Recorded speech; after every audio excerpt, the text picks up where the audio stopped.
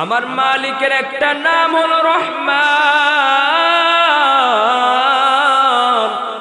আল্লাহ তাআলার আরেকটা নাম হলো কাহ্হার। আল্লাহ পাক রব্বুল আলামিনের রহমান নাম, রহমান অর্থ দয়ালু। আল্লাহ পাক রব্বুল আলামিনের অন্তরের ভিতরে এত পরিমাণে দয়া, আল্লাহ তাআলার অন্তরের ভিতরে এত মায়া, কি পরিমাণে মায়া জানো? আল্লাহ পাক রব্বুল আলামিন এত মায়ার আল্লাহ।